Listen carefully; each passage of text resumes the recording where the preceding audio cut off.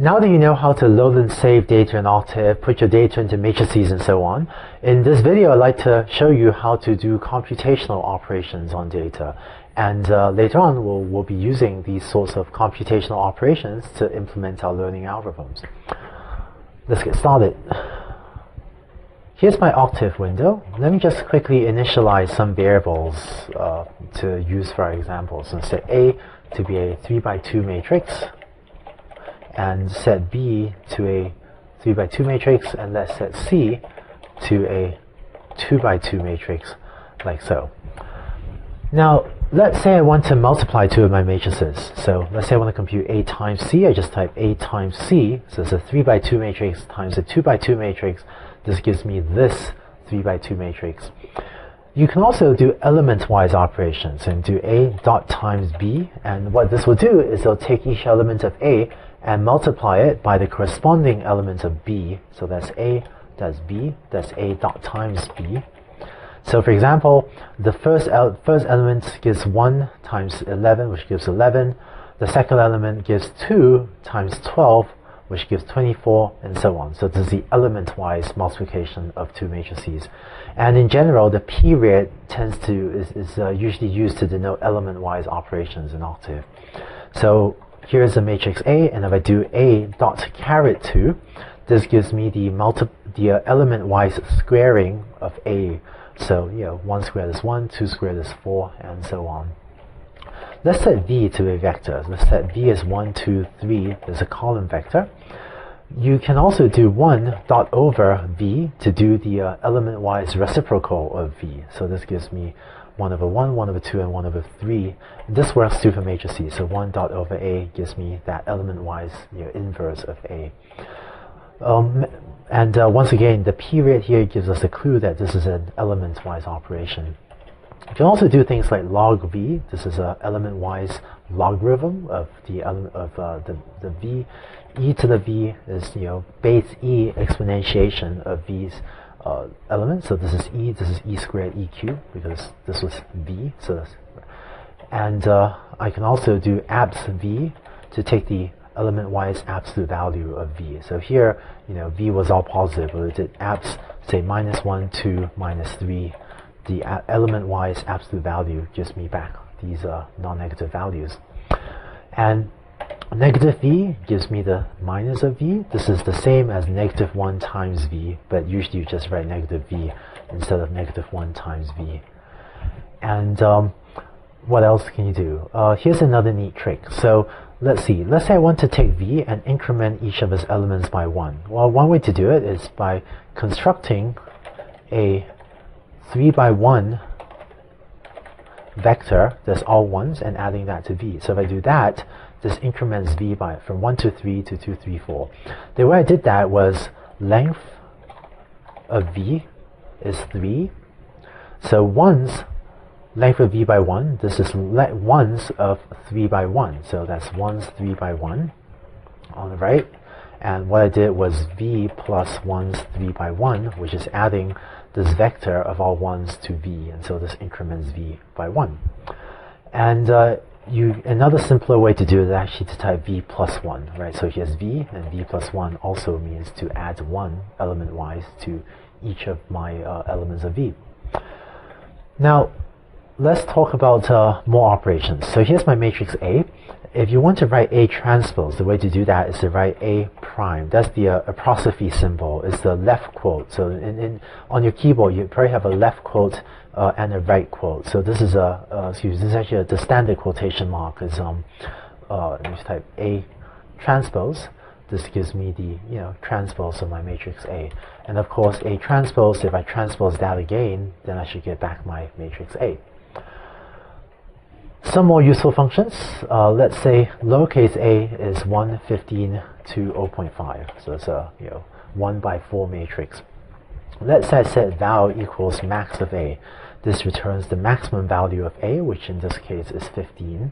And I can do val int max a, and this returns val and int, which are going to be the maximum value of a, which is 15, as well as the index. So it's the element number 2 of a that was 15. So int is my index into this. Just as a warning, if you do max A, where A is a matrix, what this does is this actually does the column-wise maximum. But say a little bit more about this in a second. Still using this example of the variable lowercase a, if I do a less than 3, this does the element-wise operation, element-wise comparison. So the first element of a is less than 3, so it gives 1. Second element of a is not less than 3, so this value says 0, because that's false. The third and fourth elements of a are, I meant less than 3. Third and fourth elements are less than 3, so this gives 1, 1. So this does the element-wise comparison of all 4 elements of the variable lowercase a to 3, and it returns true or false depending on whether or not it's less than 3. Now, if I do find a less than 3, this will tell me which are the elements of a, the variable a that are less than 3. And in this case, the first, third, and fourth elements are less than 3.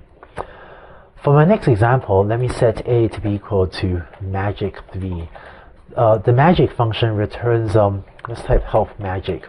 The magic function returns functions called magic, returns these matrices called magic squares.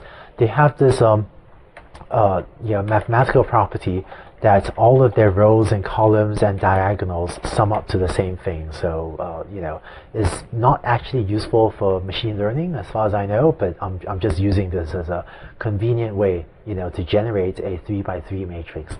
And these magic squares, right, have the property that each row, each column, and the diagonals all add up to the same thing. So it's kind of a mathematical construct.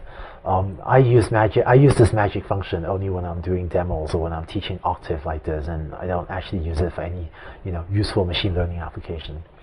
But let's see, if I type RC equals find a greater than or equals 7, this finds all the elements of a that are greater than or equal to 7, and so RC sends a row and column. So the 1, 1 element is greater than 7, the 3, 2 element is greater than 7, and the 2, 3 element is greater than 7. So let's see, the 2, 3 element, for example, is A2, 3, is 7, is this element out here, and that is indeed greater than or equal to 7.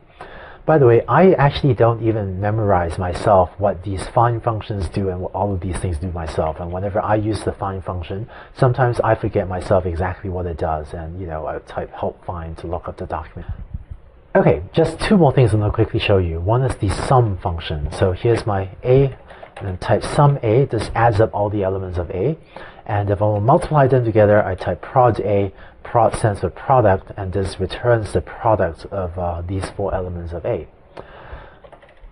Floor a rounds down these elements of a, so 0.5 gets rounded down to 0, and seal or ceiling a gets rounded up, so 0.5 rounded up to the nearest integer, so 0.5 gets rounded up to 1. You can also let's see, let me type rand3. This generates a 3 by 3 matrix. If I type max rand3, what this does is it takes the element-wise maximum of 2 random 3 by 3 matrices. So you notice all of these numbers tend to be a bit on the large side because each of these is actually the max of a randomly element-wise max of 2 randomly generated matrices.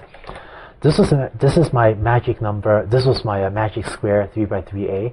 Let's say I type max a, and then this weird open close square brackets, comma 1.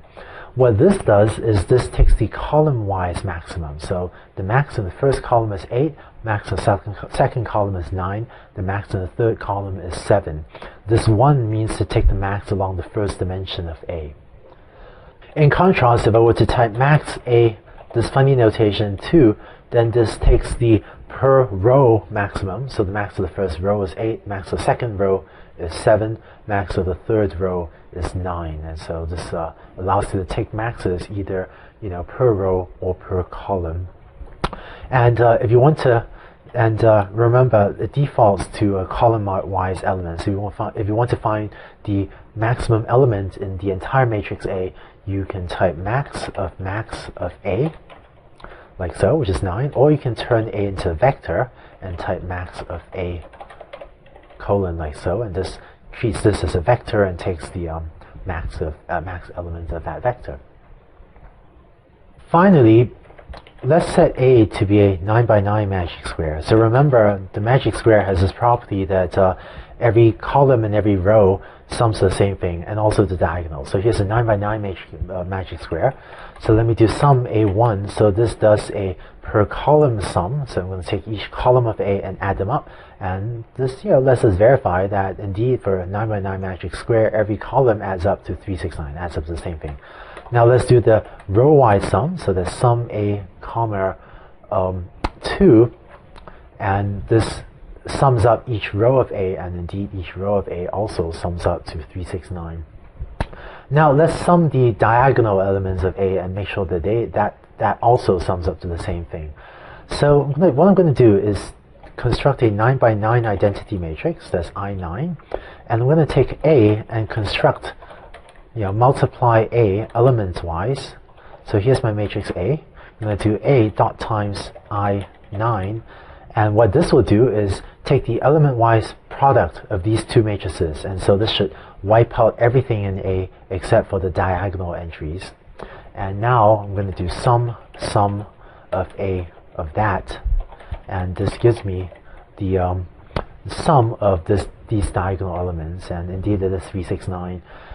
You can sum up the other diagonal as well. So instead of top left to bottom right, you can sum up the opposite diagonal from bottom left to top right. The commands for this is somewhat more cryptic. You don't really need to know this. I'm just showing you this in case any of you are curious. But let's see. Flip UD stands for flip up down. But if you do that, that turns out to sum up the elements in the opposites of the other diagonal of A, and that also sums up to 369. Here, let me show you. Whereas I9 is this matrix, flip up down of I9, takes the identity matrix and flips it vertically, so you end up with, flip UD, end up with ones on this opposite diagonal as well. Just one last command, and then that's it, and then that'll be it for this video. Let's set A to be the magic 3 by 3 magic square again. If you want to invert a matrix, you type P_inv A.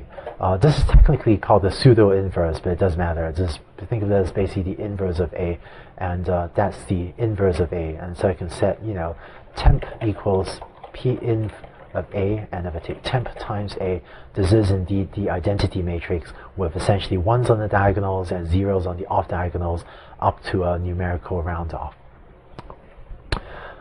So that's it for how to do different computational operations on the data and matrices. After running a learning algorithm, often one of the most useful things is to be able to look at your results, or to plot or visualize your results. And in the next video, I'm going to very quickly show you how, again, with 1 or 2 lines of code, using Octave, you can quickly visualize your data or plot your data and use that to better understand what your learning algorithms are doing.